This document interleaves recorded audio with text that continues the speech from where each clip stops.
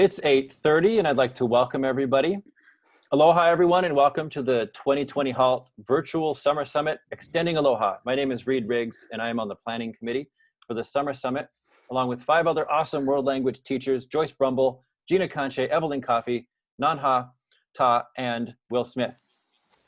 Nanta will be our secondary host for today. We worked very hard this year to put this together as an online event, and we hope it will be informative, interactive, and fun. Each day the workshop style presentations will be from 8:30 to 10:30 a.m. followed by a 30-minute break. After the break, from 11 to 12, you have the option to go to a new Zoom room for our Talk Story Reflection Hour. This is an informal gathering where we can reflect together on the learning from the workshop session, or you can meet up with others on your own language groups and set your own form of talk story for yourselves. We wanted to provide an opportunity for folks to share and network each day, so that's part of why we put that additional talk story hour together. Tomorrow evening, Friday, from 4 to 5 p.m., we will have an optional social hour where we can get together to play games, win prizes, eat, drink, and be merry. Joyce Brumble hosted the first social hour on Tuesday, and Leslie Gleekus will be our host for the social hour tomorrow on Friday. Before I introduce today's presenter, Diane Neubauer, I'd like to ask that you keep your microphones muted to limit the amount of ambient noise, and also that you keep your videos off for now to reduce bandwidth so that we can see the presentation most clearly, unless you're selected as a volunteer, and Diane will explain that further.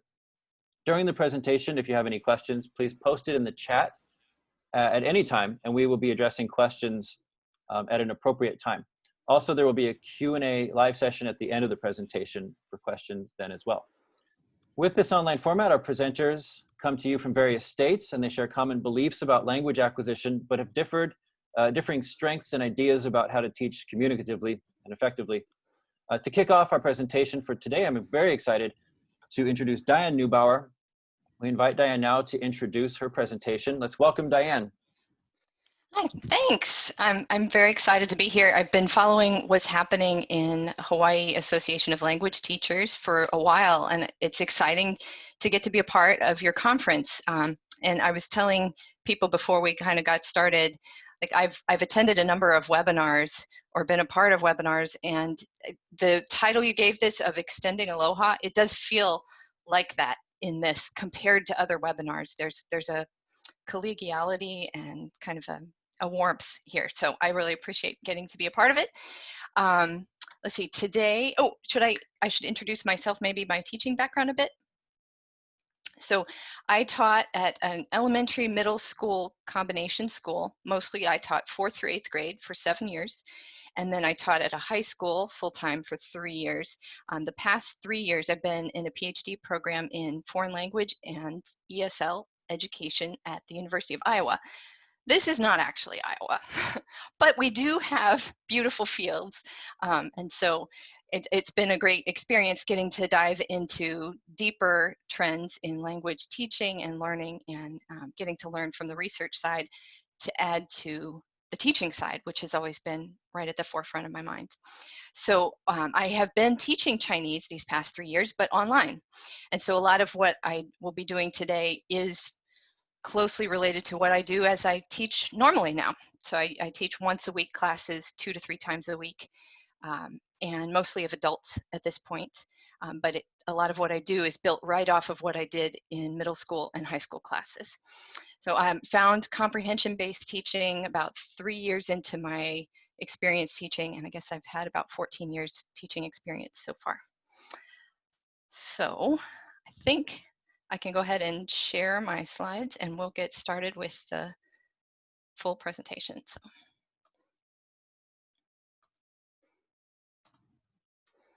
Okay, can someone just kind of give me, oh yeah, now you went all off camera.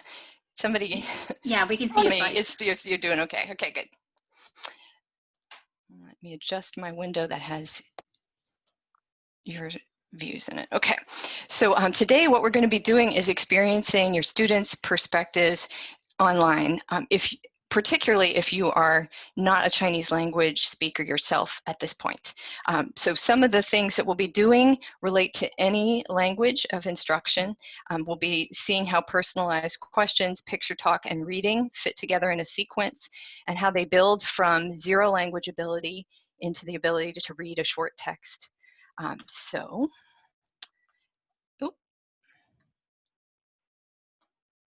Let me find my next button. There we go. Okay. So today I'm going to begin with a little bit of setup, explaining how the class is going to work today, how the session will work. We'll do the language lesson, focusing first on auditory input and then moving into reading with a few breaks. We'll do some little quick fun movement like brain breaks a few times. And then at the end, we'll have about a half hour for debriefing and talking through some of your observations. So there are going to be two opportunities for people who attend today. One is you could be a language learner. So that would be somebody who doesn't yet know Mandarin Chinese. And you will want to have your audio muted but ready to unmute so that you can talk with me, and ideally be someone willing to turn on your camera. Be aware that this is being recorded, so that is one aspect of it. The other type of role you could take is being an observer, and so you would have your video and your audio muted, at least during the language learning lesson. At the end in the debrief, it's a little more free, but that will help me. If you are not planning to be a student, I'll know that your video is off because you're not one of the people I should be alert to.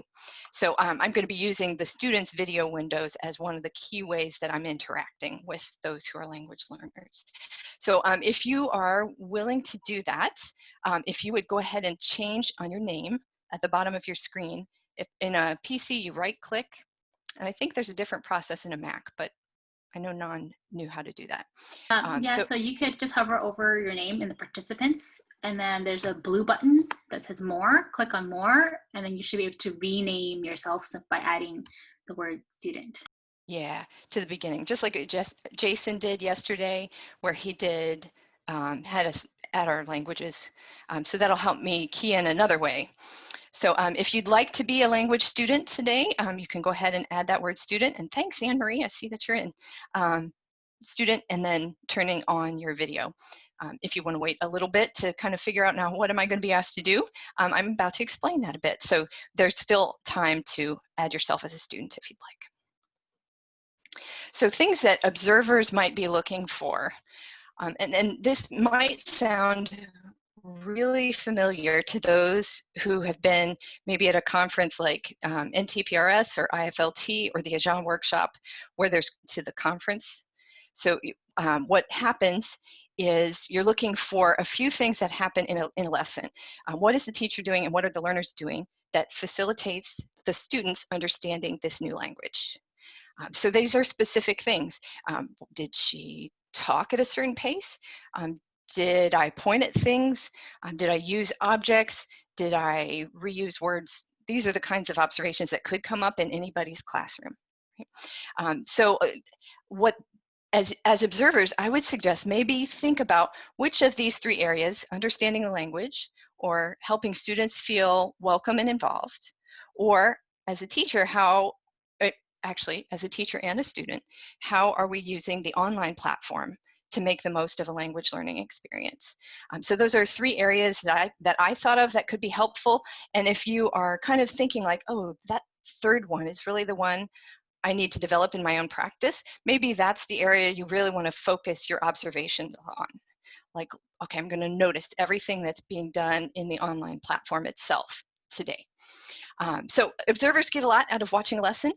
Learners get a lot out of being the student, and you make it possible for the observers to watch something. So thank you for those of you who've turned on your video. Thank you. Let's see, any questions before we really get started? And it's okay, audience, like observer questions before we begin too would work. You can feel free to post questions in the chat room. Yes, yeah. And again, we'll take questions that way for now.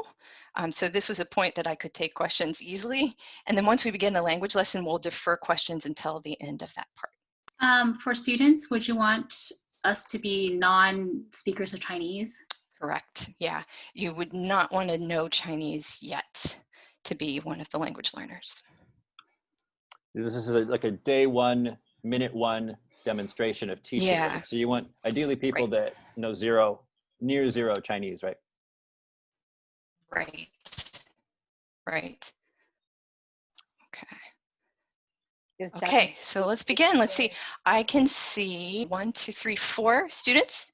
It would be super if there's maybe 5, 6, 7, 8, maybe up to about 8 people would be super. So if oh, I see Catherine. Yeah, cool, thanks. If there's anyone else that wants to jump in, I will try to make sure I have your video windows in my close-up view. Yeah, okay, cool. Yeah, great.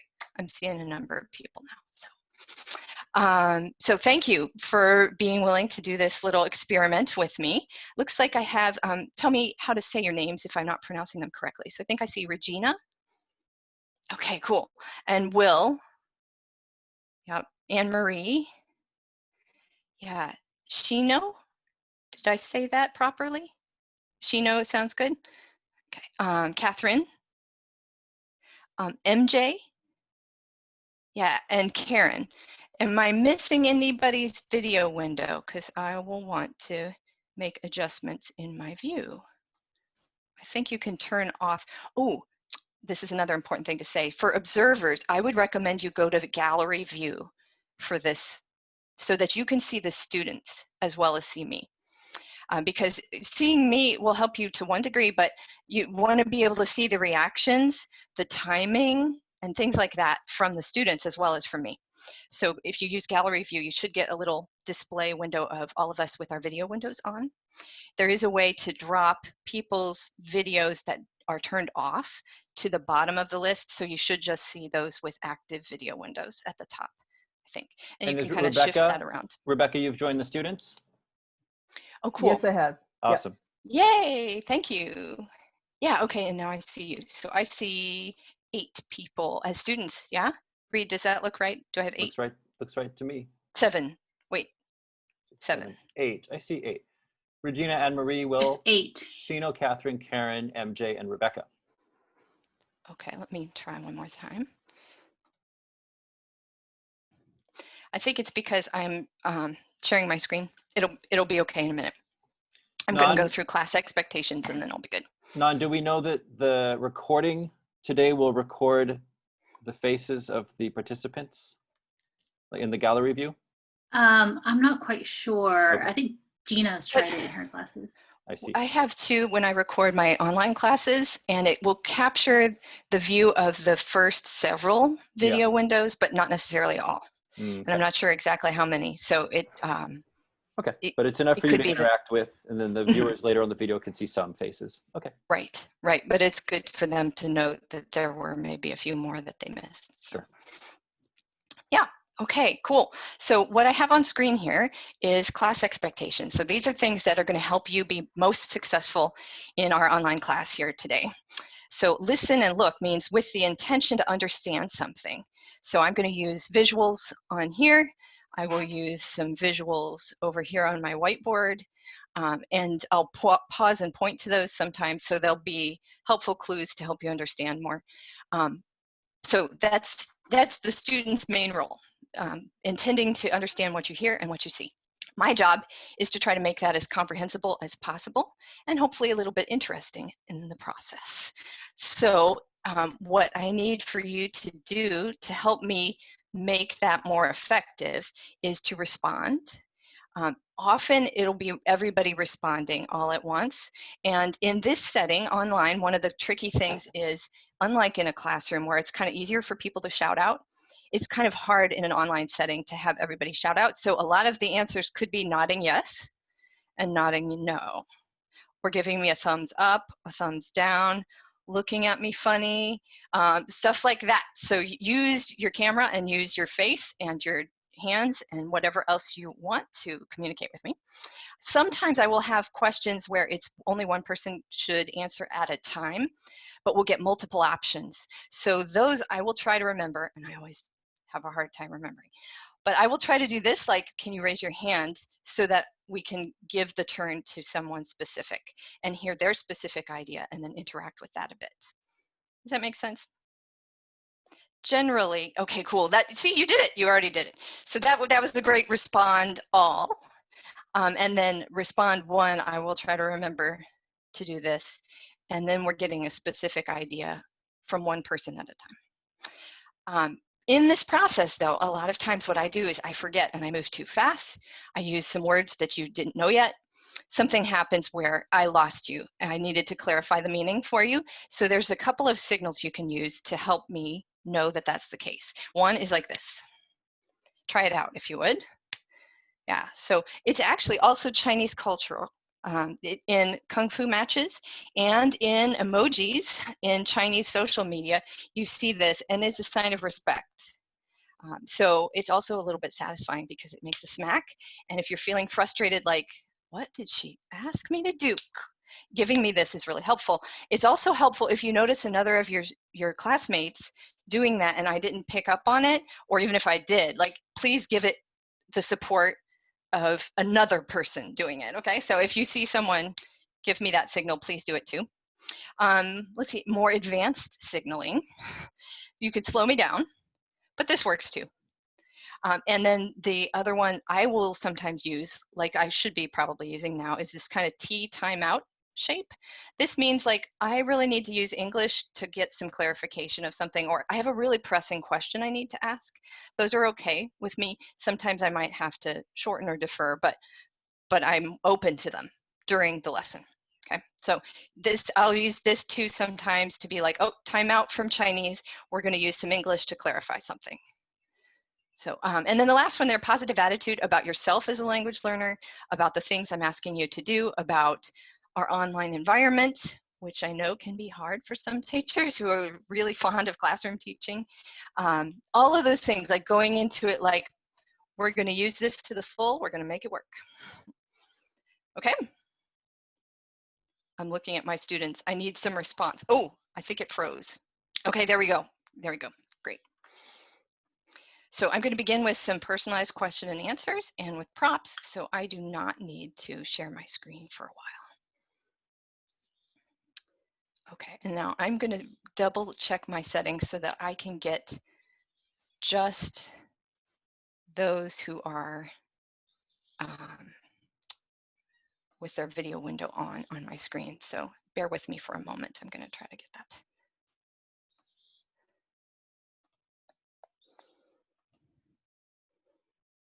And actually, seeing as I'm having trouble with it, anybody remember how to do that? So you can move those whose video windows are off, so you can turn that, like pull them down to the bottom of the list. Maybe not. Okay, well, we're going to be a little smaller.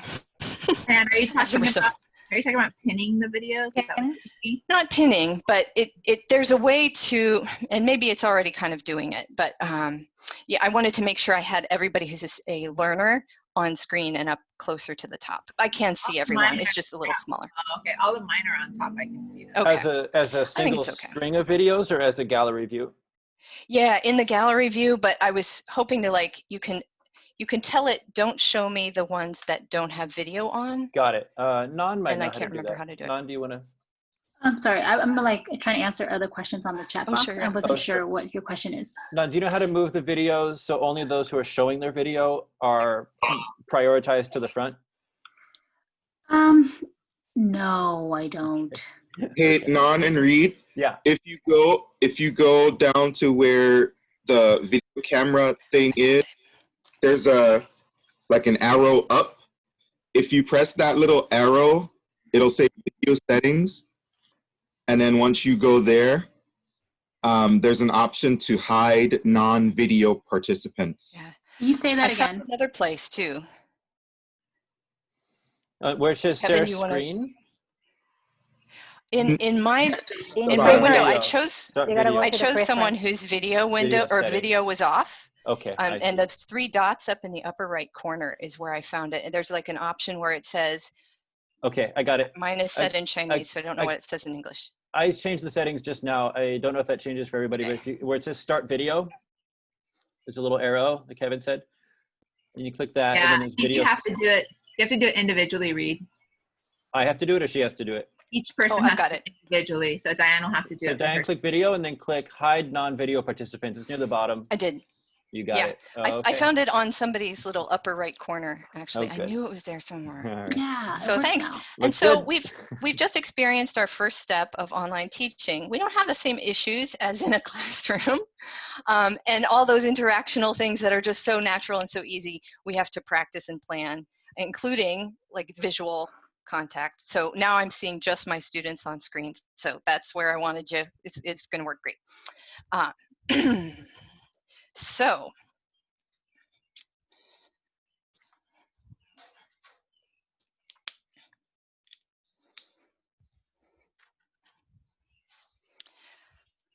Let's see.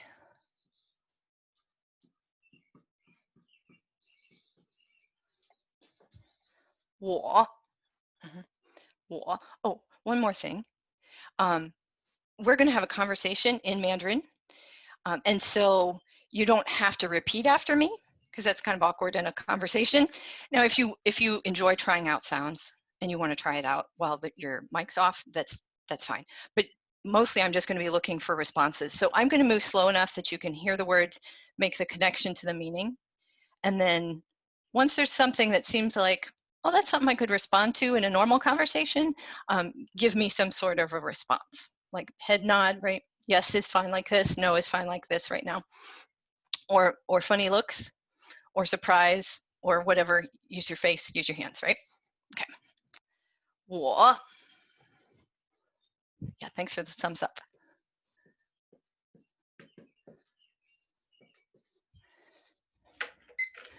有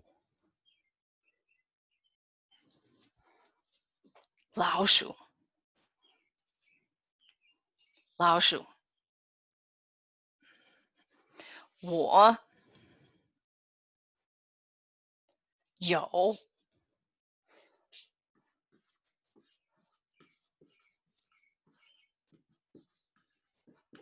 老鼠 对 我有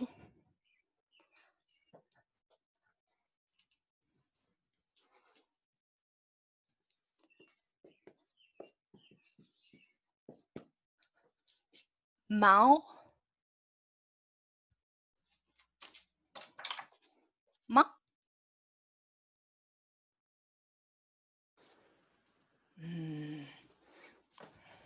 对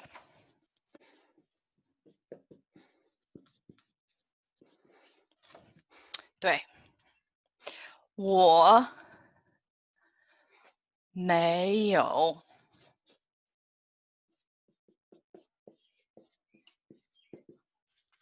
What do you think I mean by 没有? Somebody could turn on their mic. Don't. I see some. Does not. Does not, yeah.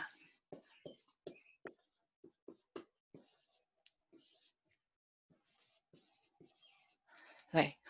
我没有猫猫不是猫我有老鼠对不对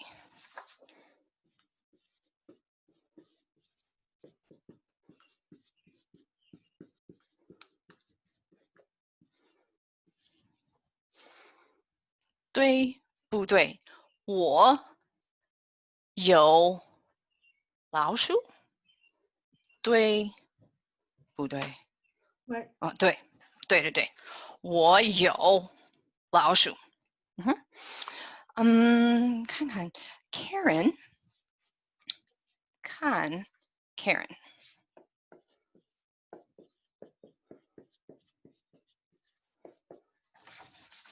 对呀看 Karen 看 Karen 吗 What am I asking you to do? 看 Karen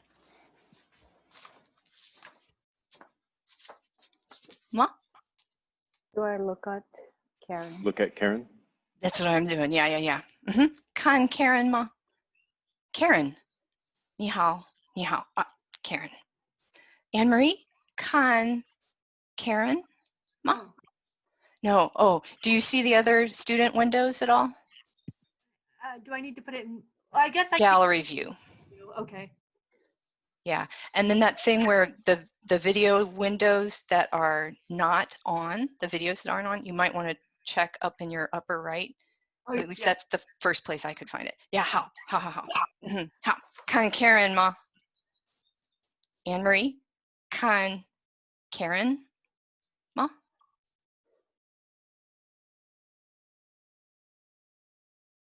She's looking. Are you good, Anne Marie? Okay. 好，看 Karen. Karen 有没有老鼠？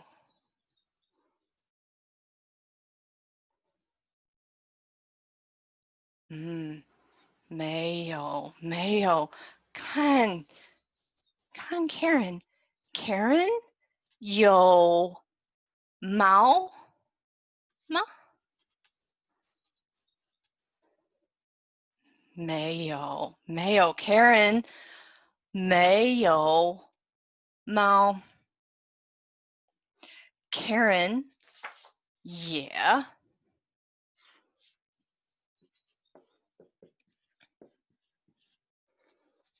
Karen yeah 没有老鼠，对不对？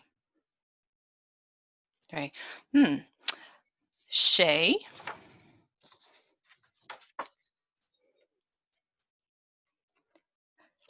oh there we go 谁有老鼠？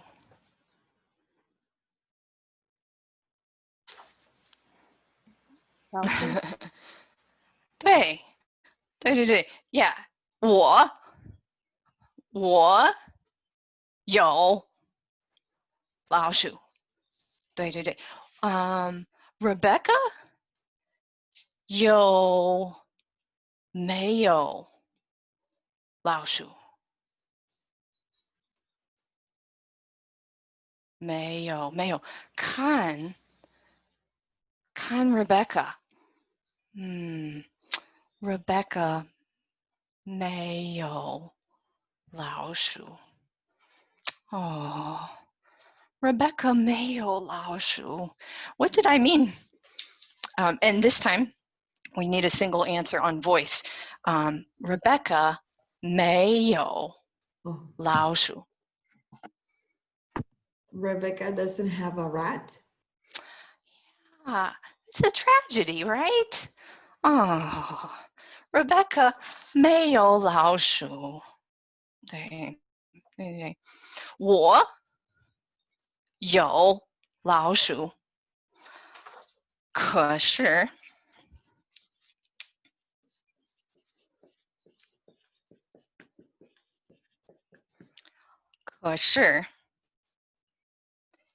Karen 没有老鼠。我有老鼠，可是 Rebecca 没有老鼠。对吗 ？Rebecca 有老鼠吗？没有，Rebecca 没有老鼠。我有老鼠。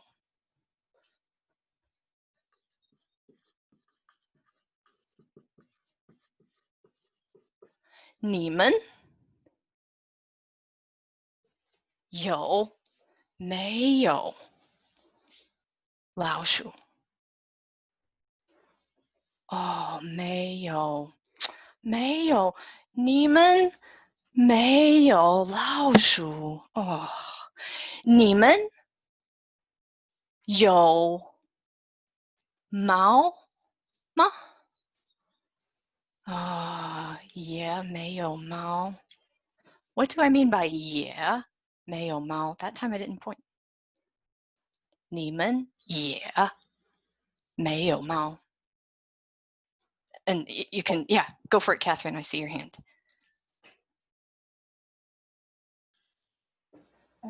You all have or also don't have a cat? 是的，对吗？你们没有猫，对不对？你们没有猫，你们没有猫，你们也没有老鼠，对吗？对，你们有狗吗？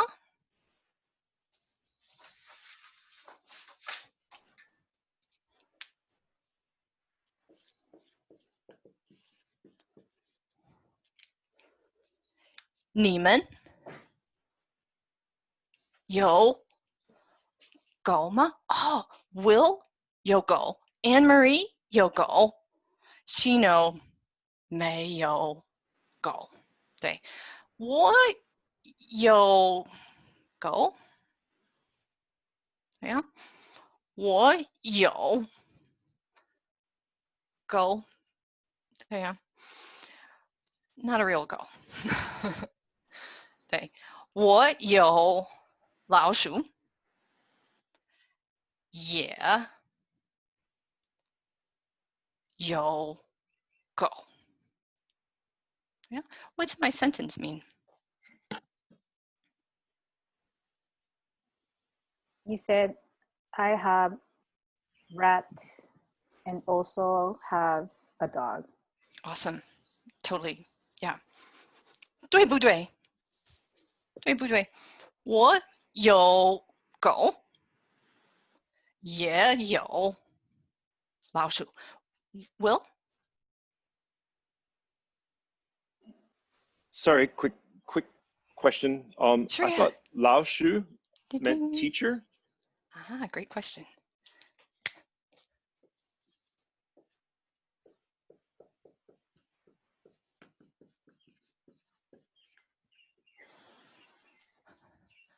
老师，老鼠，老鼠。So yes, you have to be careful. 老师，老鼠。对，我有老鼠。我是 I am 老师。对呀，对，我有老鼠，也有狗。可是我没有。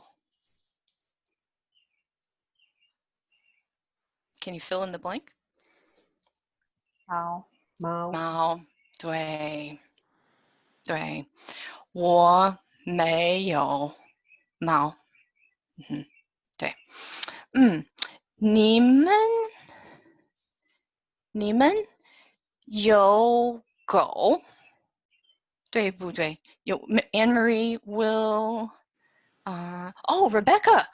Rebecca 也有狗，也有狗。Regina 你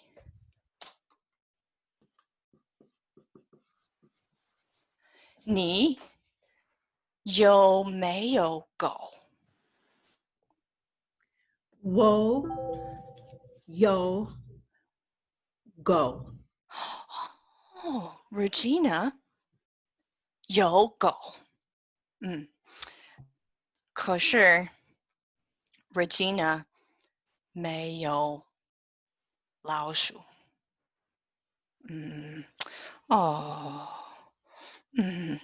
Regina 没有老鼠，我有老鼠。可是你们没有老鼠。对，看看 MJ，MJ 有狗。对呀，哇哦 ，MJ 有2只狗。对，有2只，1只2只。MJ 有狗。MJ 有2只狗。Yeah.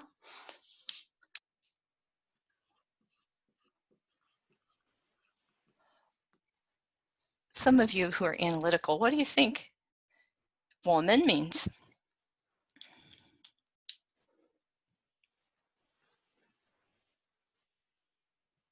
And this All would of be us. We all. yeah, nice. 对，我们看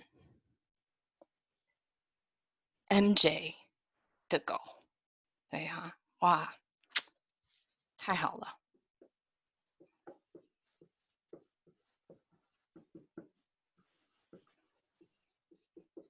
对呀，太好了。MJ 有狗。对哦，看 Will。哦，看 Anne Marie。哇 ，Anne Marie 有狗。Will 也有狗。对，可是他们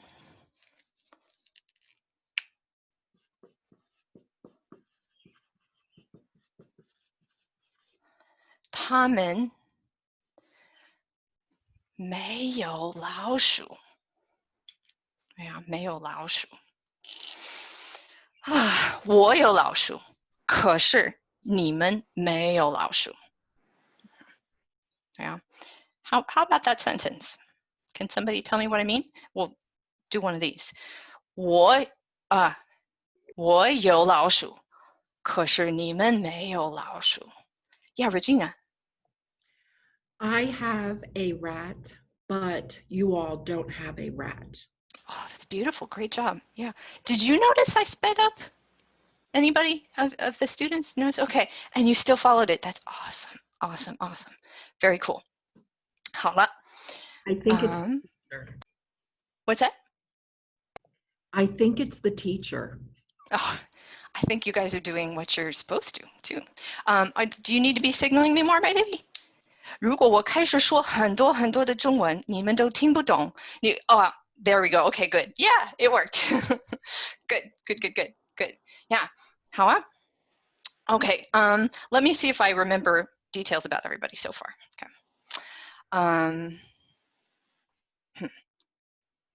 Karen 没有猫，对不对？ Karen 没有猫。Is it a true statement or a false statement?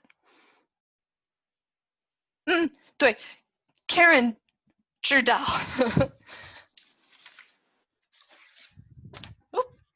Karen 知道。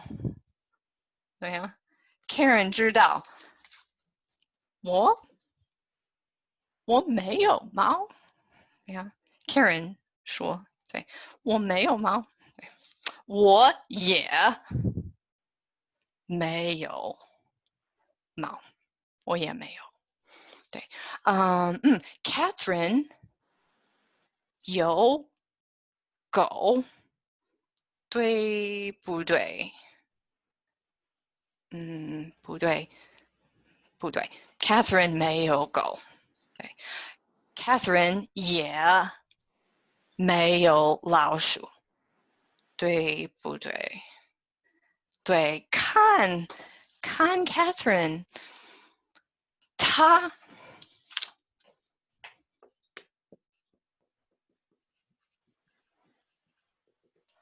All the personal pronouns are ta. They sound like that, but they're written differently, just to plug that thought in your mind. Ta. Kan, Catherine. Ta 没有老鼠，没有老鼠。对呀，Shino 也没有老鼠。对不对？对，它没有老鼠。对 ，Regina 有猫吗？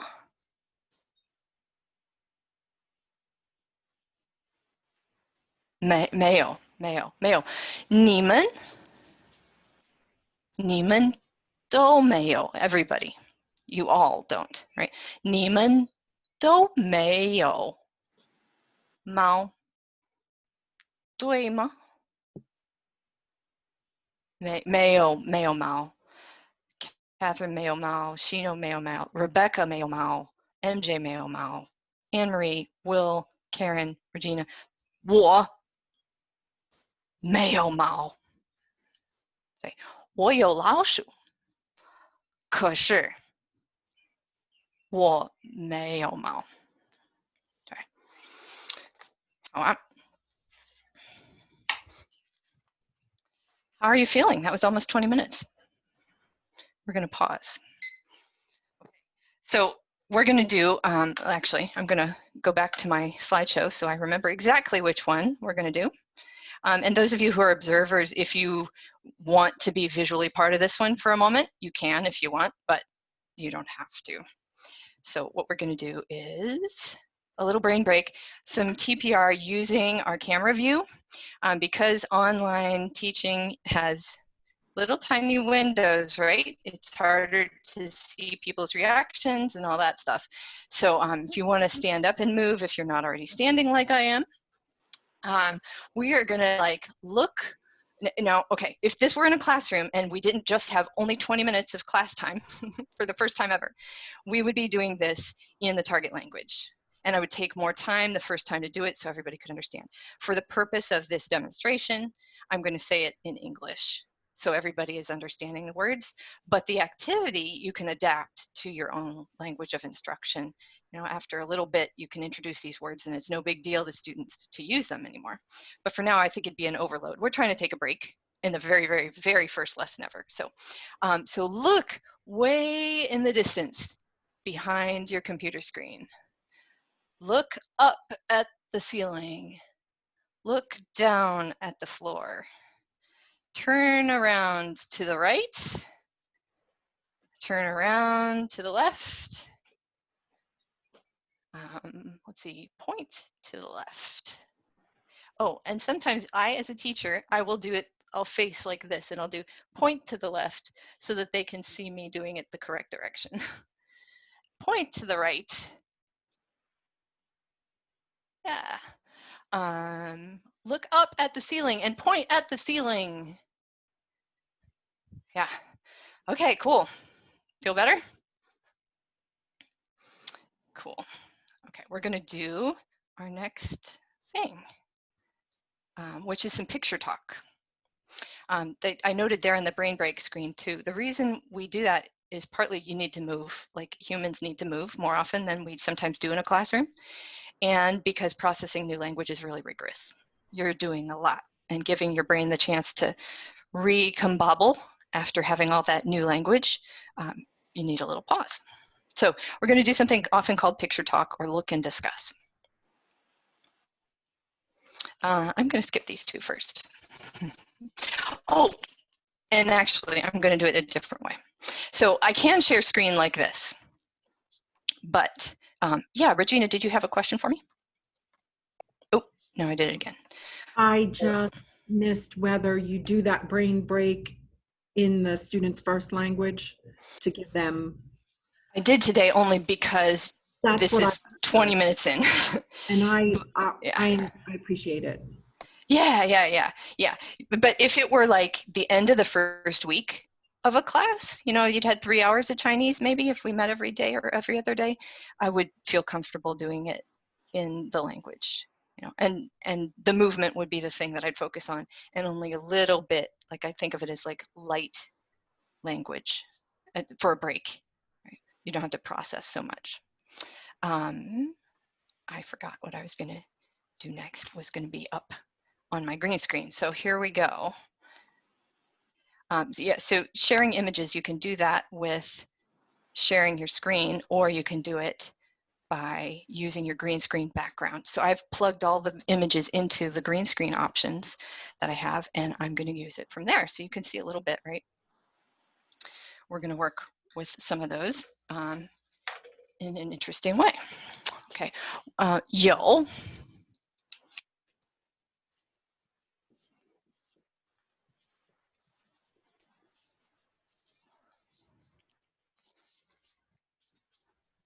有 有 有 I'm going to give you the question first. 有什么 有什么 有什么 看看 看看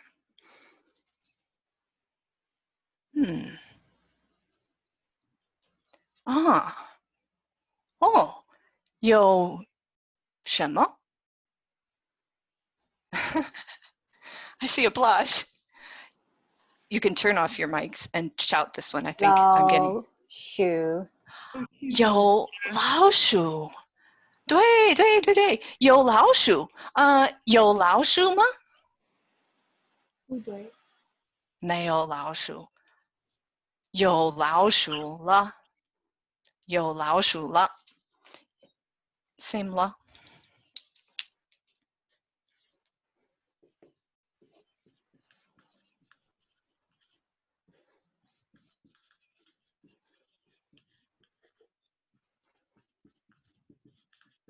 There's not really a word that equals la in English.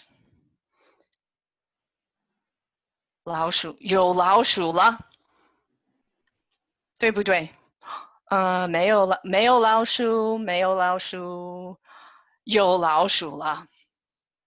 对，我有老鼠，他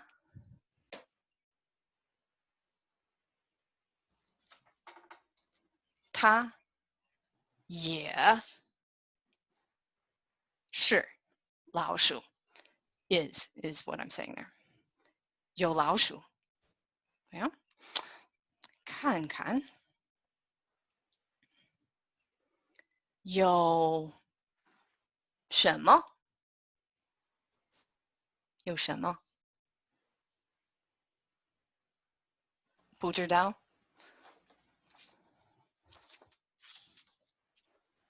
不知道。看看。Yeah, Anne-Marie. I got lost. Okay. Thanks for telling me. Let's see what I say. 看看. If I repeat it, it's like take a look instead of just like look, like 看. Okay, here's 看. 看. 看看. Does that make sense? Like 看看. Yeah. 好，看看。有什么？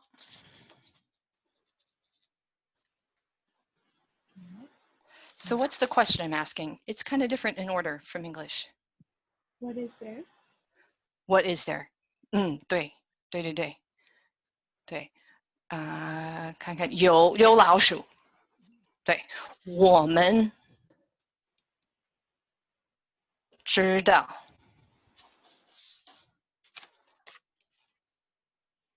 有老鼠，看看也有什么？有老鼠，对对，老鼠的头，对啊，老鼠的屁股，对，还有什么？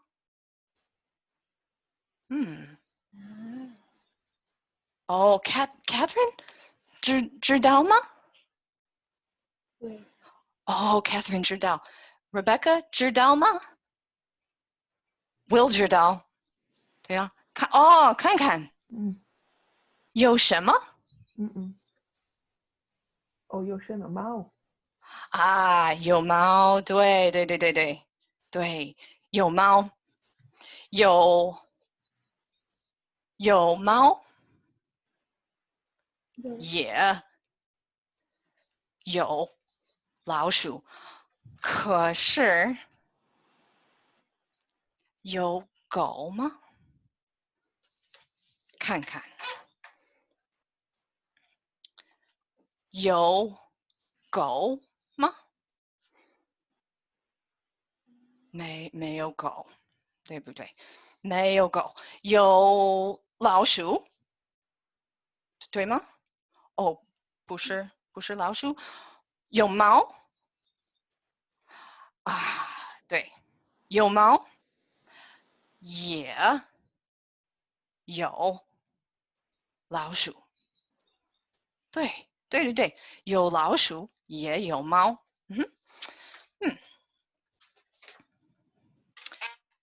那猫看到了。You might have heard "kan" in this word.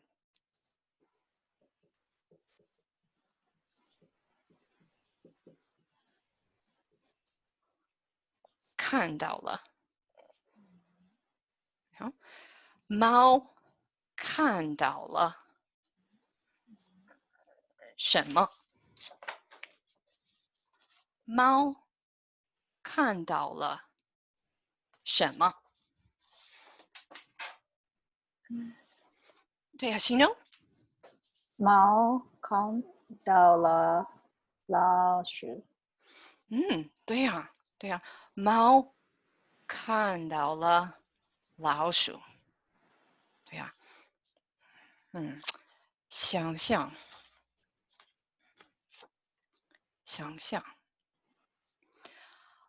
老鼠看到了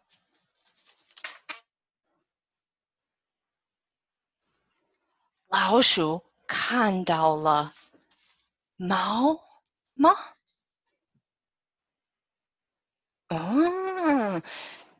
？Shino 跟Catherine 说 ，they say 老鼠看到了猫。Will 说 Rebecca 也说 Karen and Marie 说 so they say like they're giving their opinion. They say 他们说猫没有看到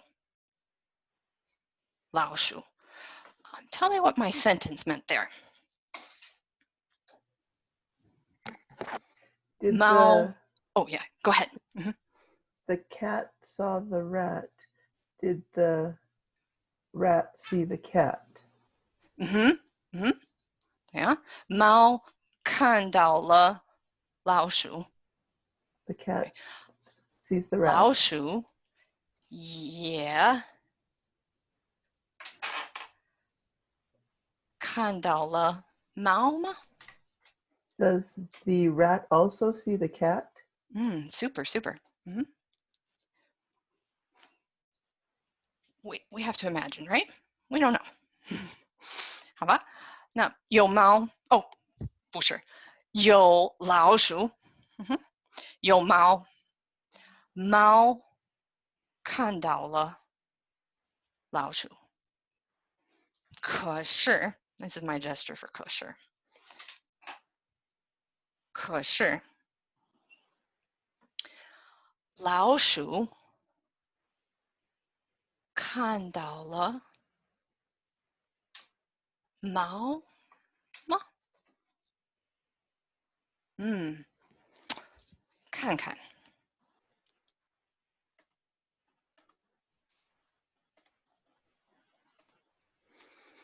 看看。哦，看老鼠，老鼠看到了猫吗？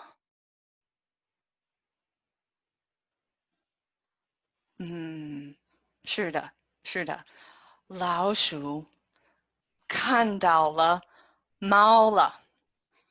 对 ，like now 对，老鼠看到了猫。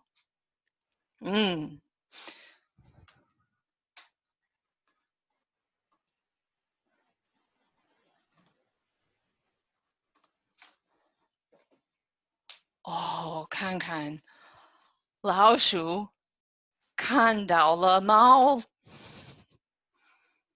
猫也看老鼠。Yeah. Can you tell me that sentence too? Should I say it again? 好，老鼠看到了猫，猫也看老鼠。Want to try it? Will, you got it? The mouse sees the cat also sees the mouse or rat. Mm-hmm. If you want to be super picky, there's a little bit of a difference. Did anybody catch that? 老鼠看到了猫。 Karen. The rat saw the cat. So. And also the cat sees the rat. Yeah, or is looking at the rat, like right now, right? Like he's looking at the cat. 对啊，老鼠看到了猫。对啊，可是猫看老鼠。猫看到了老鼠 works here too. It's a little subtle meaning difference. Oh, 老鼠喜欢猫吗? You're all giving me nice answers. What do you think I mean by 喜欢? It likes. Likes or love. Likes or love. 对，是，喜欢。老鼠喜欢猫吗？不喜欢。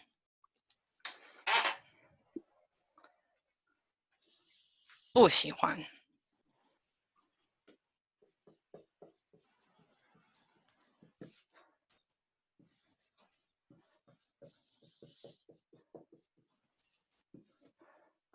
对啊，老鼠不喜欢猫，对不对？你们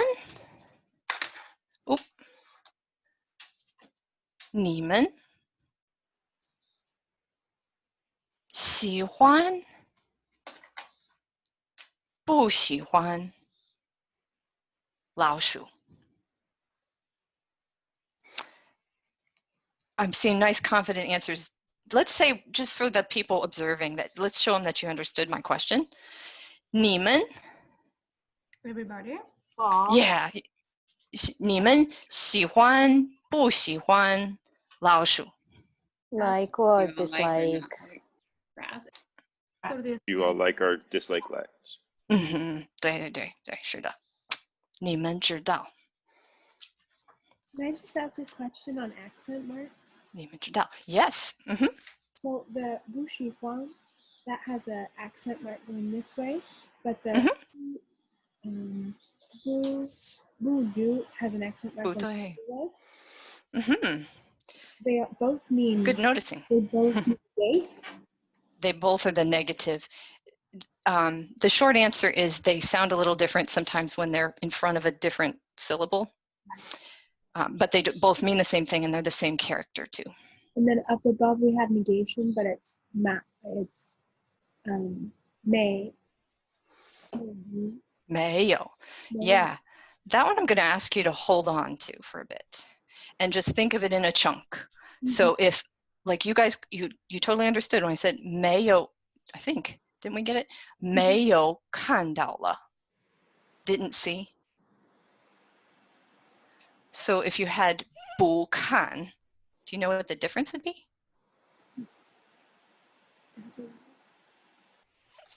Don't look. Don't look. Yeah. Don't look. 没有看到, didn't see. 不看. Don't look at. 对，不看.好啊，好，有喜欢不喜欢啊？对，你们不喜欢老鼠，对呀。可是看看猫，猫喜欢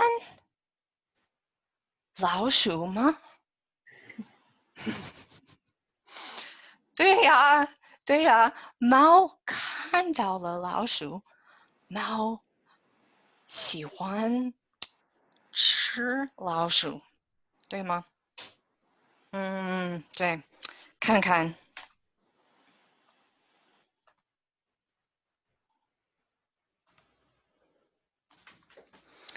哦，有老鼠，老鼠，有猫，对呀，那也有啊，I'll just ask you， 也有什么吗？也有什么吗？ I'm actually asking a kind of tricky question. Do you know what I'm asking?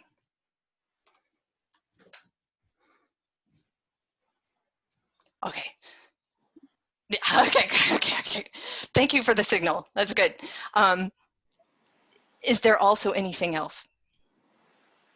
也有什么吗？看看。Yeah, MJ.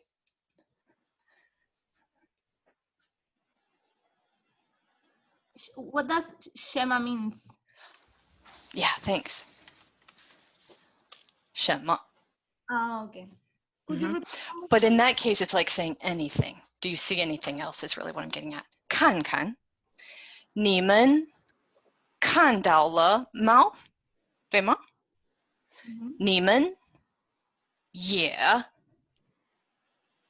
看到了老鼠，对，你们看到什么吗？看到狗？哦，可能有狗，对啊，可能还有吗 ？Anything else？ Yeah， 好。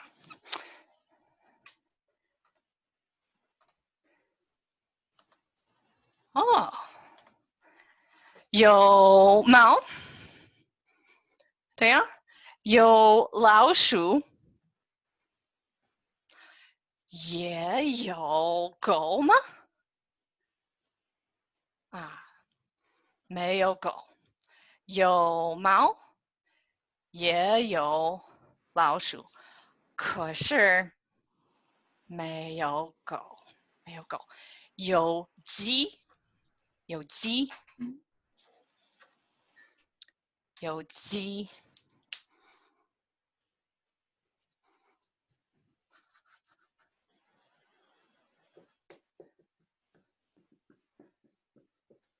有鸡，对不对？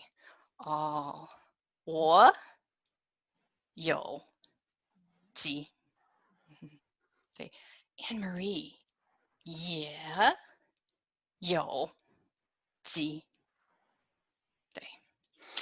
对 ，Anne Marie 你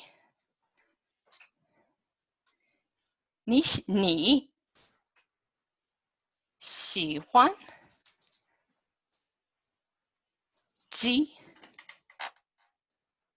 对哦，看 Anne Marie。Anne Marie 喜欢鸡，她喜欢鸡，对，我也喜欢鸡，那看看猫看到了鸡吗？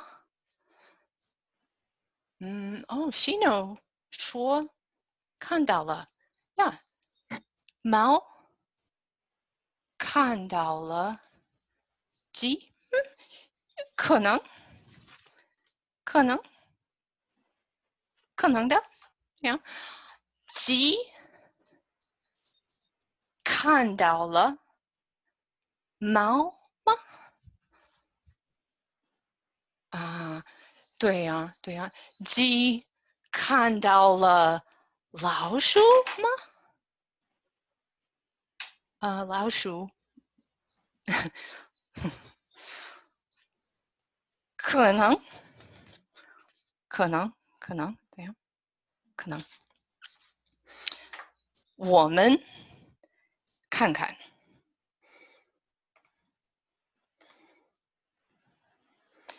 Now, I need to warn you, there is a mild amount of nature documentary-like violence at the end of these series of pictures. Okay. Look away now. There's nothing gory, though. Oh, 看，那老鼠在哪里？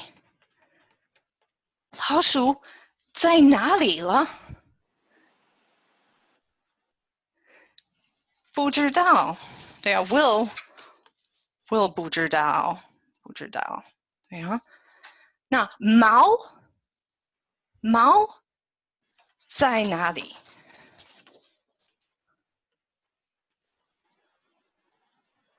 猫在哪里？你们看到吗？没有看到，猫在哪里？你们看到了鸡吗？Rebecca 看到了鸡，对，鸡看到了老鼠吗？Let's check that question. What do I mean? 鸡看到了老鼠吗？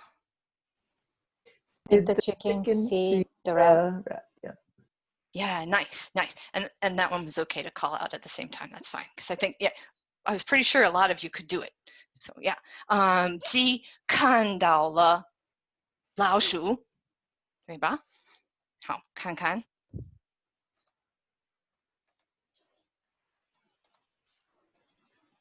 哦，哎呀，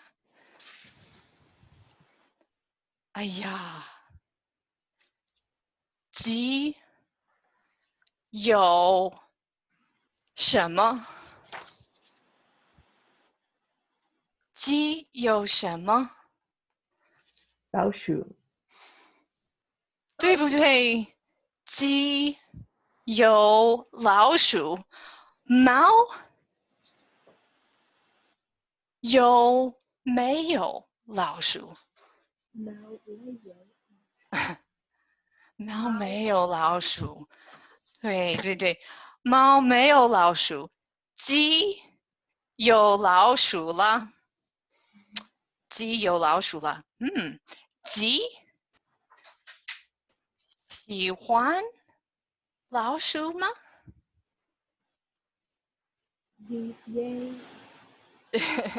喜欢吃老鼠吗？可能，对的，可能。我们看看。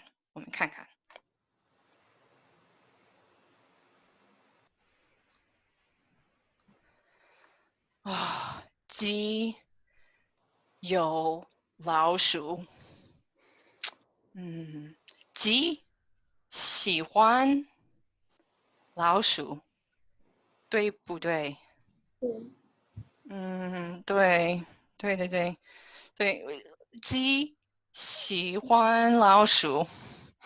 可是 ，What did 可是 mean? But, yeah. 可是老鼠喜欢鸡吗？不，老鼠不喜欢鸡了. Do you know why I put la at the end? Didn't like. Yeah. Oh, yeah, maybe because of that. There's a change, maybe. Maybe the mouse liked the chicken before, but not now. 对，可是鸡很喜欢 really likes 很喜欢老鼠。哎呀，那看猫看什么？猫看什么？猫看看是。对呀，没有了。没有了。What do I mean by 没有了？ Don't see nothing. That works. How else could you say that in English? 没有了。 There's nothing there. There's nothing there. There's nothing anymore. There isn't anything. 对呀，没有老鼠了。没有老鼠了。猫也没有看老鼠了。Didn't see it anymore. 对呀，对，猫喜欢老鼠，对吗？是的，对。鸡也喜欢老鼠，对呀，对呀。可是老鼠不喜欢猫，对不对？老鼠不喜欢猫，也不喜欢鸡。是的，对呀。哇，太好了，看。Cool. That was right about exactly where I wanted to be for another break. So nice job. Can we have some sound on from the observers for our great students that are doing so much good work so far? Can we get a little bit of sound for that? Yeah, there we go. Okay, good. 谢谢了，谢谢. So we're going to take another little TPR movement break, and then we're going to do some reading together. And I think it's gonna work. If I got it the way that I want it, I think we're gonna be okay. So for this one, let me go back and share my screen again. Oh yeah. Let's do that. So I'm going to fast forward through there. That's actually from a video. And if you're interested in getting screenshots like that to talk through, I don't do movie talk with videos anymore because my Wi-Fi bandwidth is weak. I can't broadcast the video and make it effective to talk about it. I just send, and that works great for me. So that's kind of how I started doing it in classes anyway, because then it's so calm.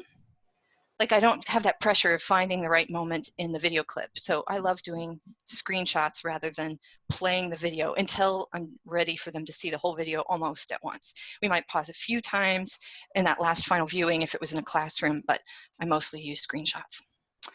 So we're going to do another little brain break using TPR stuff and forced perspective. So again, at this point, if observers, if you want to try this out on camera, it's okay to join us for a few minutes. So in this, again, I would be using the target language of the classroom, but because you've just had about 1 hour of Chinese ever, we're not going to do it in Chinese right now. But if we're going to do things like, for example, make your right hand huge. I want to see you guys do it. Yeah, Will's got it. Yes, there we go, Catherine. Yeah, make your right hand huge and make your left hand very small.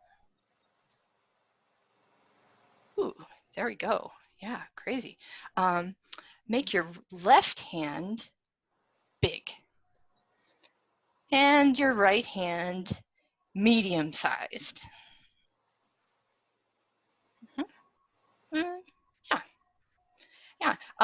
Make your left hand medium-sized. Quickly make your right hand huge. Yeah, nice. Let's see. Oh, your right hand eats your face. Here we go. Okay, here we go. Yeah, there we are. Your right hand is bigger than your head. Right? Mm-hmm. Yeah. Your right hand is smaller than your mouth.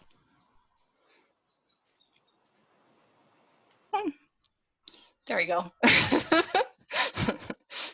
Yeah, cool. So that kind of stuff. And then you can use objects to do it too. So do you need another little quick, maybe stand up, spin around a little bit?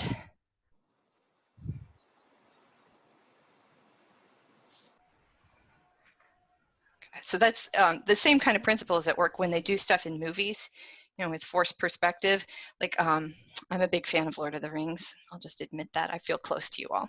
So in scenes where there's like a hobbit next to a human, next to some kind of giant thing, they often did it just with the old-fashioned forced perspective, where if you get good at it, you can make it look like it's all on the same plane to the eye. You can really fool yourself. So it's pretty fun.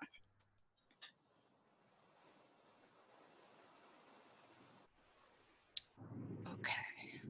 And then I'll wait till I see Catherine and Will stepped out. So we'll wait a moment and we'll get ready to read shortly after that. For those who are kind of observing, what I've shown so far for the Chinese, like what's back here on my board, is called pinyin. It's the phonetic standard way of writing Chinese into the sounds of standard Mandarin. So these are just the sounds of the words. This isn't what Chinese people would be reading normally, but it's a major, major help. You learn to type using that. You can do a lot of things with pinyin. It's a really helpful thing. But we're not going to need it when we do the reading. I'm going to, actually, I'll go back out of this because I want to take my green screen off just to make it a more neutral background than a ji you lao shu the ji there. Okay, here we go. Hello? Get a little drink. And we'll probably maybe about 15 minutes of reading. We'll see. We might go a little past that if we're real close to the end at that point. And yeah. Okay, hello. I'm going to share screen again and tell you about how this works. So the way that I introduce reading in Chinese is called cold character reading, and it's based on work that Terry Waltz did and some other people working with her, doing some experiments a few years ago with trying to reduce the amount of time you had to work on characters and memorize them in advance of reading something that had a storyline to it. And so this reading is designed with that in mind. So we're going to read it together. I'll start out reading it out loud, and I'm going to use my cursor. So can you see where I'm kind of circling around the word ready? You're going to want to look for that as I go. And I'll say things aloud, what's on screen, so that you know that I know that you know what it means. Follow that? So that you know that I know that you know what the characters mean. I'm going to check in with you at the end of each sentence and ask you to tell me what it means in English. And there might be one or so words that comes up in here that I don't think I got into our interaction earlier, but we'll see that, and I'll help you through it if we need to. As I'm reading aloud, you're going to start to recognize words because they're going to come up again and again. And whenever you do that, you can start to read along aloud with us. So I would encourage you all students, turn on your mics at this point, because we're going to do some choral translation of the sentences at the end of the sentence for a while. And then also you can say aloud the words as you see them in Chinese. So the order goes, I'll start off reading in Chinese. We'll check in that everybody understood that sentence by translating it to English. And then as you join in reading aloud in Chinese, we'll keep reading Chinese first. We'll go back and check the meaning of it and then keep moving. How ma? How? How? Okay. Ooh. 有老鼠. Yeah. What does that part mean? Oh, and one little note. I would have a sign on my wall in a classroom, or if I didn't want to add another layer of your language processing right now, I would have a little sign in Chinese right here that said, what does that mean? And I'd have it in Chinese, 是什么意思? Or 英文怎么说? Something like that. So for now, I'm just going to ask you that question in English, but normally I try to switch as much as possible into Chinese as soon as I can. So just a little side note for people wondering about target language use. So 有, there we go. 有老鼠. Yeah. So what does that one mean? There is a rat. There is a mouse. Hey, there's a mouse, there's a rat. Both work okay here. Yeah. How? Oh, let me get got a little thing in the way there. Okay. 没有 Nice. 有猫猫没有猫。对没有猫. What's that part mean? There is not. There's not a not There's not cat. there's n- There's cat no cat. 对没有猫. 没没有有猫。有猫。 Just for fun, how would Grumpy Cat have said that?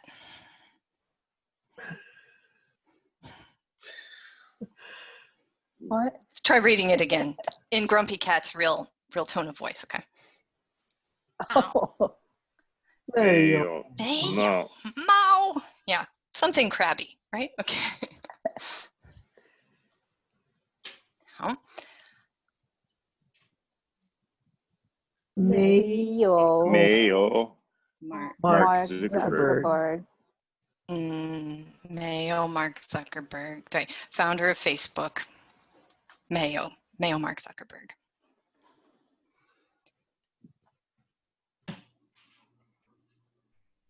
没没有 Michelle. Yao. Yao. Yeah, or yo. Yeah. What's that part mean? there is not There's no Michelle Yeoh. Michelle Yeah. Yeah. So I'm kind of doing a shorthand way to say like she's not there, but 对没有 Michelle Yao. Yeah. Yeah, 没有 John John Cena. Cena. 对 What's that sentence? And also, Also, no John Cena. John Cena's not there. 对. Little side note, do you know anything that those three people have in common with us? Mark Zuckerberg, Michelle, and John Cena. Yeah, with all of us, me too. They also don't have cats. That could be true too. They all speak Chinese? I speak a little They Chinese. all speak Mandarin Chinese as a second language, as a new language. Michelle spoke Cantonese, I think, growing up, but not Mandarin until she was older. So like us, they are second language speakers of Mandarin Chinese. Welcome to the community. 可是But 有有老鼠。对 What's the sentence mean? But there is a rat. There's a rat. 是啊有有有老师是 Okay. Sure. So what's the rat say? I am a rat. I'm here. It's very I'm a close. rat. Mhm. I You could even say exist. yes. In Oh, English, we might say yes. There is a rat. There's a lot of possibilities. Yeah. Can we read it again? Oh, sure. Great question. Yeah. 可是可是可是 Sure. 有可是可是老有老老师师 Oh, I think you all froze a little. I think I cut out for a few seconds. So I heard your 可是, but then I didn't hear yo. Did you get it? 有老有师老师老鼠. Diane, can I有有老师老鼠. Yeah, Anne-Marie. I was just curious about the red. Yes. What are you indicating? You might for? have seen some of the colors on here. It helps give another visual layer to the sound of the tones in each syllable. Okay, thank you.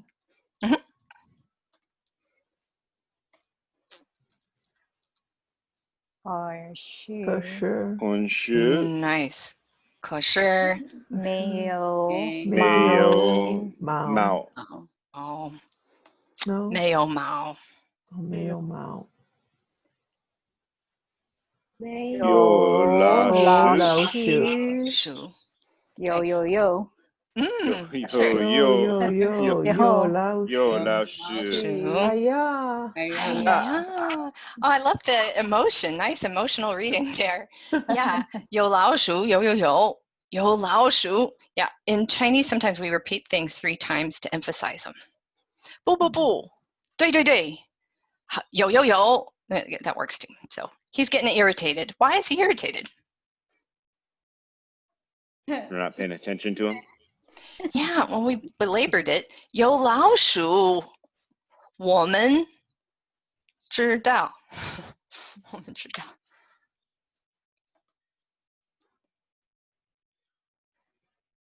有老师老师可是没有毛 How's that sentence?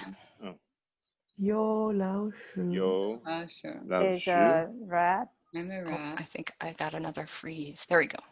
You're back again. I froze for a second. Okay. There's a There is a rat, but there is no cat. There is no. 是的 How do you say the one in red again? 是可是不可是可是是对老鼠哭了老鼠哭了 The rat 哭了 cries. 哭了没有毛 Cry. 哭对哦老鼠喜欢毛对不对不对不对可是没有猫老鼠哭了 Tears of joy. 好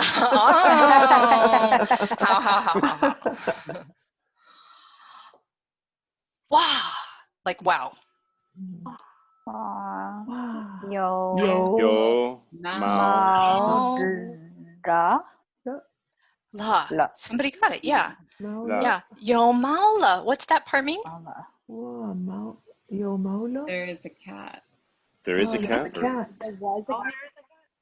or there's a cat now A chain. now there's a cat 哇有猫了 Uno en punto. 有老鼠也有也猫。有猫。毛。Oh, went too fast there. How's the meaning there? There is a There's rat. a rat Mouse and a also cat. there's a cat. Mm-hmm. Sure done.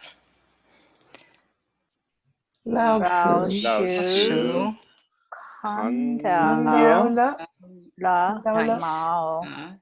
猫。对，老鼠看到了猫。What's that part mean? 鼠看到了猫。 Now The rat mouse sees the cat. cat. 对， I mean the cat.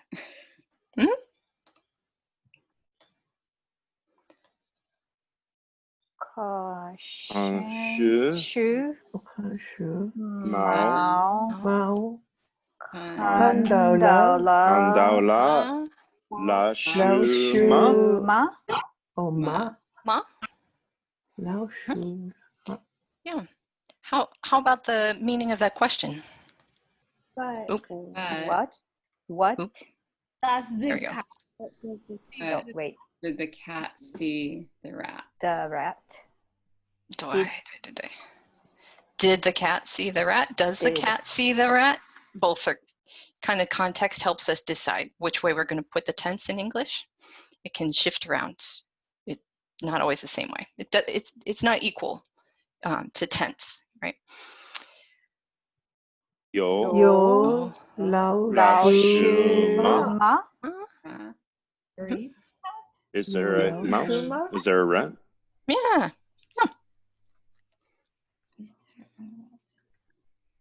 老鼠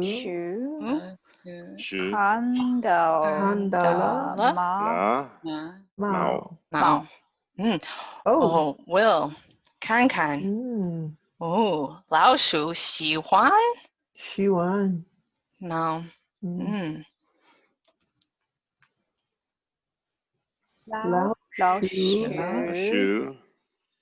看到了猫。可是猫没有看到老鼠。 That is a beautiful sentence, and I love that you caught there wasn't a la that time. Yeah.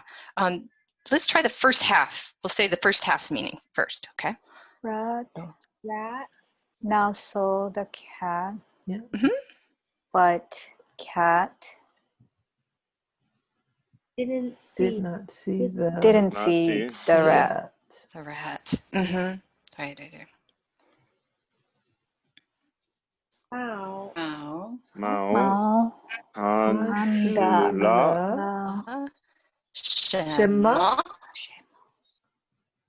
Do you remember 什么？ What? Yeah. What does the cat see? What does the cat see? What's the cat see? Oh, The fly. fly. Yeah. 猫看到了老鼠猫看到了老鼠了。对呀。哎呀，有老鼠。猫。Oh, the cat. Sorry, went too far. The cat now saw the rat. Mm-hmm. Yikes! There's a Yeah, rat. yikes! That's nice. Yeah. 有老鼠哦，猫喜欢老鼠吗？不喜欢。猫老鼠，哎呀，有老鼠。对。Yeah. So I'm interested in doing one thing before we pause. if you don't mind my doing just a little bit more, and then you guys who have been the students who've done so beautifully, you will be ready to rest. Is it okay if I do just one little more thing? I'd like to see how this part goes for you, and we're just a touch before I was going to absolutely stop us. So I'd like to see how you do with the reading without the pictures. Yeah. Yikes. No pictures. Ah. Yeah, pictures are designed to help. Yo. Mao. Oh, Mao. Mao, what's it mean? There's There's a a cat. cat. Hmm? 没有老师 Very logical choice. Yeah. Yeah. No. Yeah. Yeah. Also. Yeah. Yeah. Yeah, Yo. yo. Yo. 老师. 老师. Also, hot. There's a mouse. There's also a rat. Also a mouse. Mm-hmm. And sometimes I've done it like you draw these sentences, but we're not going to take that much time. Mao. Oh. 看是老师. 老鼠. Mm-hmm. What's the meaning? Does cat sees the cat mouse. sees the or saw the rat. Mm-hmm. Sees the mouse, saw the rat. Those are all acceptable depending on context. Ooh. 老师老师没有没有看到猫。猫. Mm-hmm. How's the meaning? 没有看到 The Doesn't see. mouse doesn't see the cat. See the cat. Doesn't see the cat. Didn't see the cat. Mm-hmm. Oh. 没有老师了. How about the meaning there? But oh no, 没有. 没有老鼠了. There is not a There's not. cat or a mouse. There isn't There's rat? not a mouse anymore. Anymore. There's a change. Uh-oh. Yeah. This is really fun to draw because some people would have the cat ate the mouse. Some people have the mouse ran away. It was great fun. So super, super, super. I'm so thankful for your intense concentration and great involvement. And I hope you enjoyed that too. I had fun. That was awesome. So cool. Yeah. So super help students. That was great. We're going to shift towards some debriefing of that for the rest of the time. So I've noticed as questions have come up, but I have not been paying attention to them at all. And at this point, it's fine with me if people want to be on or off video, on or off mic, as long as we don't overlap each other. So probably mic's off unless you're going to be speaking. So, and I will open up my chat window a bit. And I think, Nan, did you want to moderate a little bit? Were there some questions that had come up that might be groupable a little bit? One thing I thought of right away, I could start from if we... Yeah, go ahead. There were no questions in particular. I guess one person wanted to learn more about how you did the green screen. Yes, that's what I was thinking. Mm-hmm. So I'm going to turn off my green screen and I will show you what I was holding up. And then we need to do the debrief of that.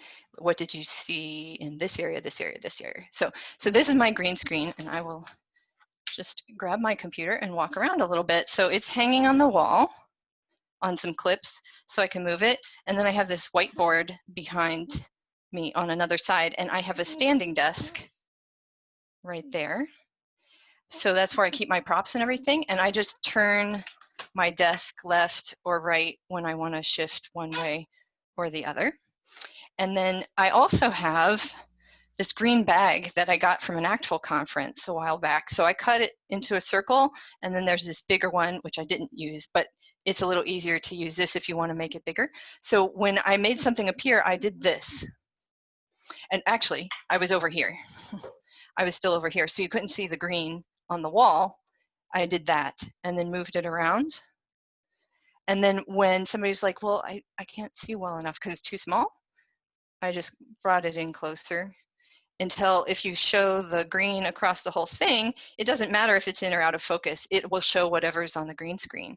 So that can be pretty fun. I didn't do it another way, but you can do it like kind of slide in from the side. If you've got it hanging on the wall like this, you can have a plain background and then just reveal a little piece of the image and talk about that. And then like, oh, let's see what else is in the image, because it'll just keep getting bigger as you show more green. So it's like, kind of like being on a Weather Channel thing where I'm pointing at the things that look like that in real life, but I'm looking at my own view on camera so that I can tell what you're seeing me point at. So I've gotten really comfortable seeing myself while I teach. It's like teaching into the mirror, but I use it. So I stopped feeling too awkward about that. And then these are just pieces of paper that I hold up. Because I know these come up a lot pretty quickly, I just have them ready right there. And then I started to find, and this is just a little tip, I love having that word early on. So then you can get away from true and false. It could be like, well, I don't know, imagine. Or, you know, if they want to say, well, it could be, fine. You know, we just want to have people hearing and responding to language in a meaningful context, right? Something that we're talking about, something that we're looking at, or we're talking about each other's preferences. So that adds so much with just really simple language. This is another one that's pretty fun to add soon. Diane, so does it have to be a literal, anything green will work, or will a flat surface? You want it fairly flat. Like you can see, I've got a little bit of wrinkle, and that's not a big deal. But if it gets too much variation of colors, that's when the problem happens. And if you wear green, like this isn't green enough for a problem, but I have done it, and like to be a floating head, but then I did it on purpose, but then it freaked me out. So yeah. But the surface, whatever you're using, has to be green. It can't be just a simple flat. Oh, I see. You can have other colors, but play with it first, because sometimes that will be more erratic, and you'll like have your hand here and your hand will fade in and out like some kind of weird flashing image. Kind of like Will has it a bit. Yours is pretty stable, but yeah, it does a little bit less quality. So having the green screen on with the green background available is a little more strong. Got it. Thank you. Mm-hmm. Let's look at the debrief if there's not another kind of pressing, like, how did that happen question.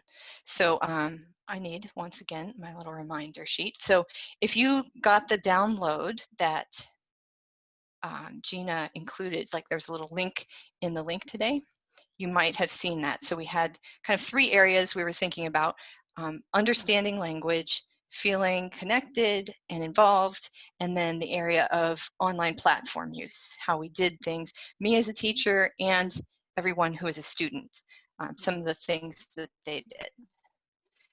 I would be interested, either, I'd love to hear observations, and I'm not sure how to man the voice. I'm going to look to Nan for help with this. Nan, can I have you help kind of get that? Of course, so maybe of course, chat. for sure. Chat window with some observations, and then Nan, can you report them back? Sure, let's do that. Okay. So first debrief area, if we could talk about like what made language comprehensible for the students. What did the teacher do? What did the students do to ensure that that was happening a lot? I just liked how incredibly slow and calmly you were speaking. That's interesting. I hear calm a lot. Every personality works with this, so. Yeah, for sure. And we have Paula say that you were really slow. You were slow, clear, and consistent. And a few other teachers said that you were slow. Going slow really helped. Yeah, I would expect that for native speakers, they might have felt, if you're not familiar with this kind of pacing with a day 1 class, you might have thought, well, you're not going to get anywhere, right? But it's kind of like you go slow so that you can go fast. So they hear it, it really locks in, and then it's like you can start to move pretty well. You know, a month into a school year, there's so much that we can do already. It's really quite fun, but it's because we have a really strong foundation in some really key sentence structure and vocab that gets useful in everything. Yeah, it goes back to Anne-Marie's day one, the first day. She talked about going slow. So we definitely saw that. And you paused and pointed. That was helpful. I also thought that you stick on the same sentence structure for quite long time, and that built the little confidence. Yeah, it's not just language, it's also confidence building. I like that you wrote down every single word. I think teaching Spanish, you know, there's so many cognates that it's easy to not write everything down. But for a language like Chinese, where everything seems to be very different, I think that's super, super important. Yeah, and there are kind of different philosophies about exactly how much, do they need to know every word 100%? Can you kind of have it be a little fuzzy in some places? And I think there's differences with that, but in the very first lesson I ever do, I'm going to err on the side of being more clear and more precise and trying it to lean that way rather than being too fuzzy and unsure, because as somebody pointed out, I'm wanting to build their confidence as well as a good start on the language. What did the learners do that made language understandable too? But Will, I saw your hand. I was just saying, I also liked how planned out it was. You obviously had the pictures in your mind first, but then you did that exercise where you were just telling us, oh, there's the rat, there's a cat, there's a dog. You didn't tell us everything that you were going to get into with the pictures, but enough to get us to be able to be successful when we got there. Yeah, good. Yeah, there was a plan. Go ahead. Oh, that was it. I was just saying, yeah, this time there really was a plan. I don't always tightly plan, but usually, again, first lessons have more prep, more structure, more clarity than what I would do on a daily basis. I also like the way you introduced the pronouns. You know, you started with just I, and then you put it in, and then you made it plural. You know, so just, yeah, and then like Gina said, you wrote every single thing down because it was very difficult to just memorize everything, but then you brought it back, and there lots of repetition. Yeah. And you had great brain breaks, an entire lesson built on itself for high reps. Yeah. Yeah, one of my own goals there was to get to know the students a little bit. So that stuff about animals, I really wanted to know that information about people because it's a connection point to know who has a pet, that kind of thing. And then I also love to get to say that I have chickens, and so got to have that in there, so that's fun. So there's some personal connection building that I want to do too. Should we move on from understanding language to the other two areas? Can I just add one more thing that I felt as a learner? That you did a great job of making it feel really safe so that we could jump in when we felt confident, but when we weren't, it wasn't like we got called out for not, saying it. I feel like sometimes as a teacher, I'm always like, no, I need everyone, but I felt like it made it safer that I could participate when I felt confident, but didn't have to. Nice. Yeah. And that actually does conform to what I think. So yeah, like I want people to feel like they always can contribute verbally, but that they're never pressured to. Yeah. Yeah, and also great community building. This was mentioned by Kevin, that you had everyone look at Karen, and then everyone would look at Will's dog, etc. Yeah, it's another kind of first lesson thing. Oh, I loved it that this is on the students too, that feeling welcome and involved. People found their pet dog and put them on camera. That was awesome. I love that. Yeah. Oh, and I forgot, actually, my third brain break was going to be find an object. So that would be kind of similar, like where just real quick, it's like, okay, find something red, hold it up on camera. Kind of like I've seen people, the way I learned it really was from scavenger hunts, where people doing online classes had people go to find something in their house that fit a description. But I'm thinking of it just as a quick brain break, like find something green, and everybody holds something green up to the camera, that kind of stuff. So.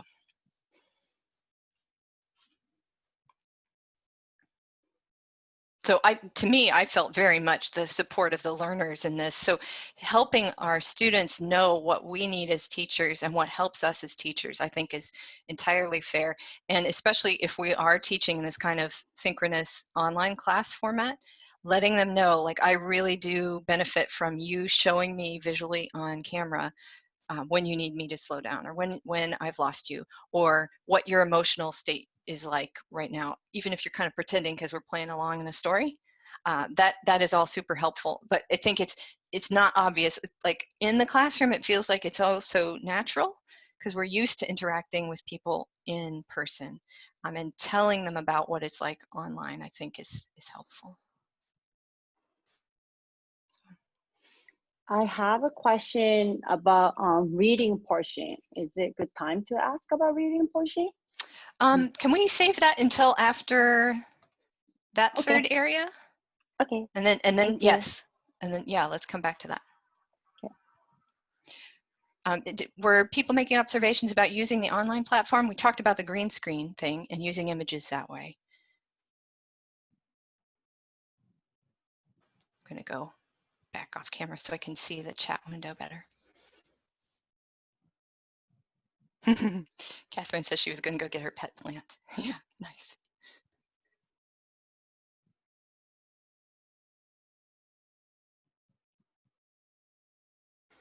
So no other thoughts about online platform stuff? So I will say what I think about it because I decided, like, I used to tutor people a few years ago and I didn't have this kind of a whiteboard right behind me. And I kept wanting that kind of stable, big surface. So what this is a roll of like a wallpaper that is made to be whiteboard material. And I just use the normal cloth to erase it, and it clears with water. So it's really good. And it's supposed to peel off of the wall and not damage anything behind it. So that has really, really been worth it to me. If not, if I'm traveling, I use a piece of paper and I hold the piece of paper just like I was doing with the question words, holding it up there and pointing to the word meaning. So I like the old school for that. I do use online whiteboard stuff and I type sometimes with that, but I find that trying to clarify the meaning of new words that way is really hard because I can't point at it as easily. But this, like, I can go back and I can point to it again and again. And it slows me down to do that too. I think when I use either the chat message or the online whiteboard, it doesn't feel the same way to me. So this has been helpful for me. And I have a standing desk and I stand up because even though I'm on an online platform, I feel more like I'm teaching if I'm standing. It feels weird to sit down and teach except for certain tasks. When I type, I used to sit down. So whatever you need to adapt an online classroom setting for yourself to make yourself feel more confident, more comfortable in it, and more like you own it and you can be yourself, I think it's worth it. So you said that's your paper, like a whiteboard paper you placed on. I know, like, one of my teacher friends are saying it's a glare is always an issue for the students to see. But I see the glare. You can see the glare. Yeah, the other thing was I had trouble with lighting, and I used to use a lamp that was on the floor, and then there was always a glare part, and I would draw a line outlining the glare so I wouldn't write in the glare. And now it's not that big of a deal because it's way up high there where I can't usually show anyway. The lighting I got, I decided I needed something that was a little softer glow kind of a light, and that helped too. So rather than like one bulb. So if you're really teaching online a lot, it wasn't a big investment of money, but it made a big difference in how that whiteboard looked. You can see a little bit of reflection from the window, which is directly over there, but not too bad. Oh, and that window is super, super great for showing, oh, what's my weather like today? I turn my computer around and we look out my window and talk about it. Because I'm teaching online and has people in different locations, we can compare things. So those kinds of things are really cool compared to being in a classroom where we all have the same weather. It's all the same time zone.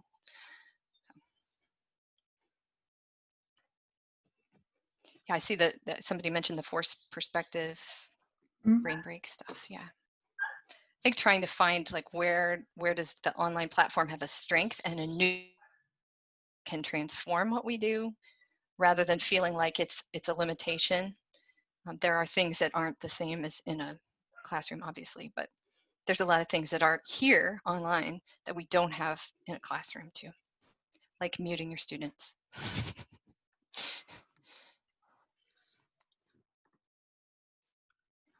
There was someone that had reading questions. Should we go back to that? Yeah.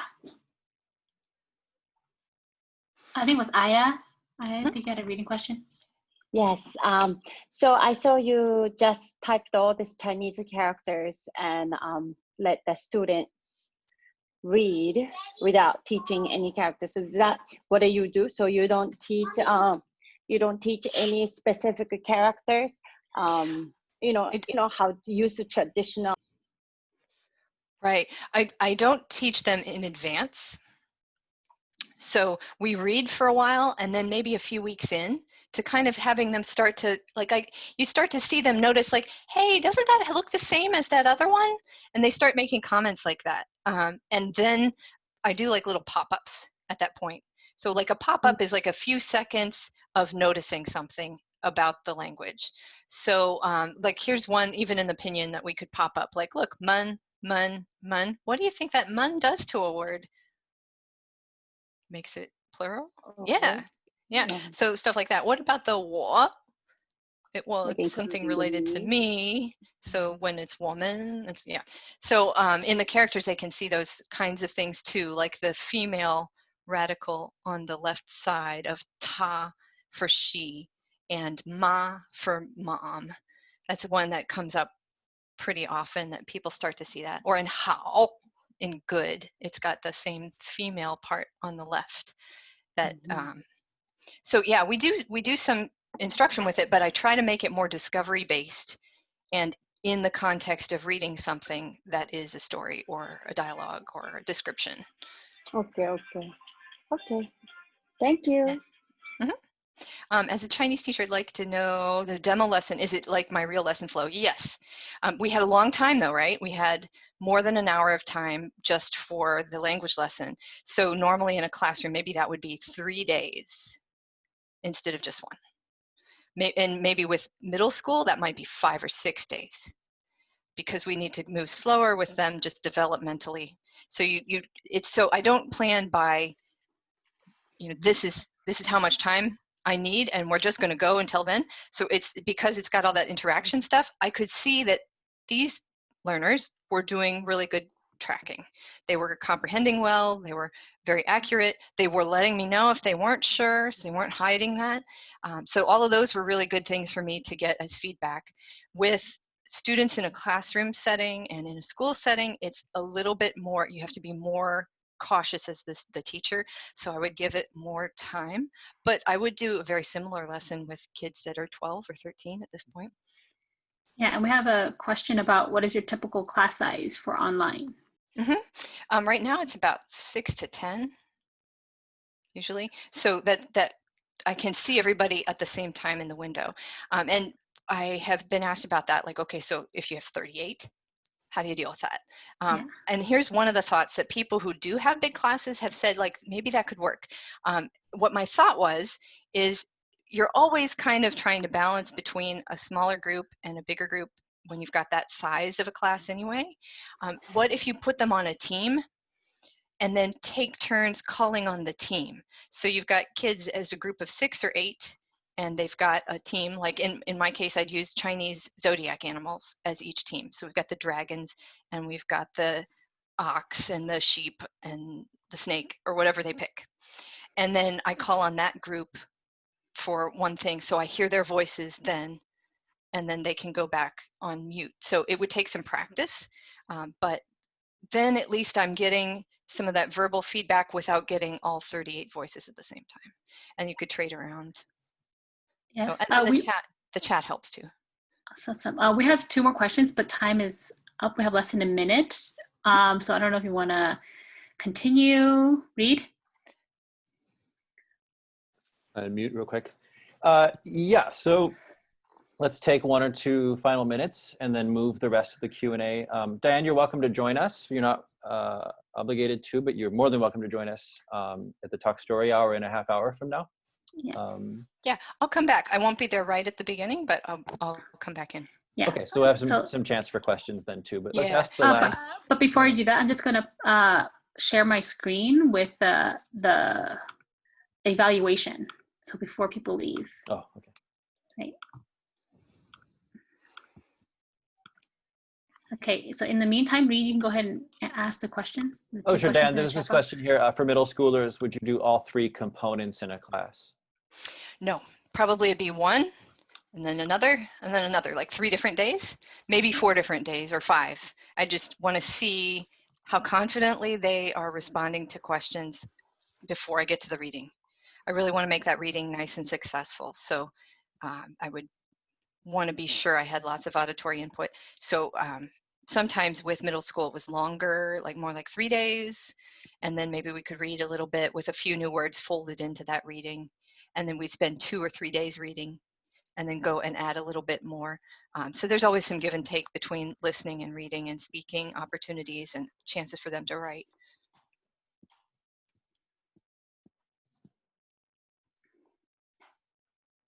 Oh, do you offer offline work for your students to do? I do. Yeah, because I now teach classes that only meet 1 hour per week. And then I have things that they do. All of my reading now, except maybe part of the first reading, is something they do on their own, and I coach them about that. But I'd be happy to share more about that later on when I come back in the talk story hour. Okay. Nan, do you want to mention the survey that we want to take? This one right now? So that, yeah, the survey is in the chat box. We Yeah. invite everyone to click on that and offer your So, comments. It's a really short evaluation. Yeah. And so in less 30 minutes, we'll be at the other session, which is the talk story one. So hopefully we'll see you guys there. And yeah, thank you so much, everybody. That's really fun to get to do this. Yeah, thank you Okay, so thank much, you, Diane. Diane. Thank you very much. To Reed and Thank Don you. for hosting today, and great Okay. job. It's so fun to see so many different things over the week. Every presentation has been so different, even though it's all about the same thing, which is awesome. Yeah, so many ways Fun. to do it. Yeah. Okay, mahalo. All right. Mahalo. See you guys later.